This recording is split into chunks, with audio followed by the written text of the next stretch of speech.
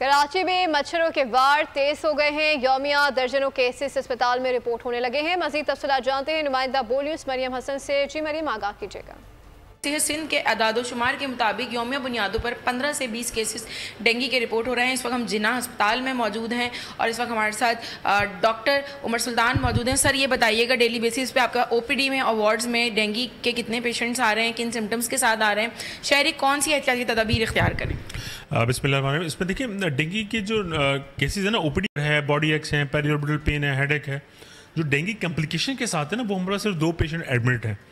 Complication की वजह से नंबर ऑफ पेशेंट जो एडमिटेड हैं उनकी तादाद कम है, लेकिन ओवरऑल जो डेंगू का सर्ज है ओपीडी लेवल पे अच्छा खासा मौजूद है। इंडिविजुअली आप जो है मॉस्कुलर रिपेलेंट का इस्तेमाल करें, नेटिंग का इस्तेमाल करें, कहीं पे तो वहाँ केरोसिन ऑयल डालें। मरियम हसन आगाह करी थी, आपका शुक्रिया।